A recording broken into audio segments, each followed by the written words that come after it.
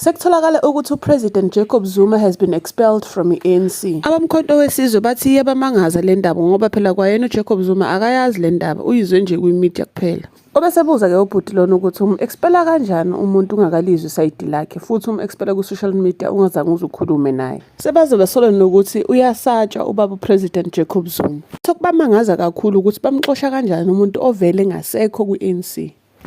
Hawu manje le kwagogo bathi ba-expela ubaba uJacob Zuma, kodwa kwayena ubaba uJacob Zuma leyo nto uyibone ku-social media, akayitholanga i-communication lutho, naye nje usamangele.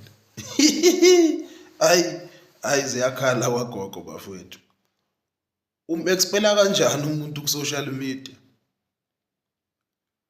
Expela kanjani umuntu ungakalizwi isayidi lakhe ngaphandle kokuthi vele uyamsaba and uyazi ukuthi isayidi lakhe lizokuhlabalaza wese. Ayisazoyibuka into ehlekise ishaya phela leli. Umxosha kanjani umuntu umxoshe ku-social media? Futhi nakhona umxosha kanjani umuntu ongasekho? Umdivosa kanjani umuntu oseshadile? Hayi kwagogo impela senishaya ngenye indlela manje bafowethu. It's very sad, you know. It's very sad, it's very sad. I-ANC ayisekho. Isingaphandle i-ANC. ANC yangampela yonke ingaphandle. Ayikho i-ANC eLuthuli House. Sekuseliyithombe nechusa.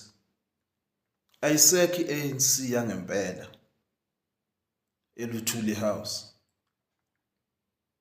I-ANC isingaphandle.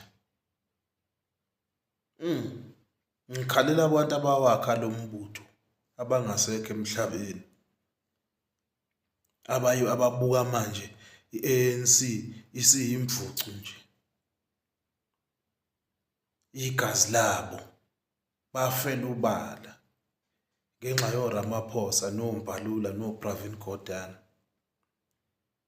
Ngenxa yabantu abacabangela ukuhlala kahle kwabo, abacabangela amafutha abo, abangacabangeli iqiniso, abangacabangeli ubulungiswa obuyiqiniso. Hayi unehlulu uNxamalala, unehlulu uNxamalala, nithanda ningathandi. Futhi uyabona uNxamalala usazonehlula.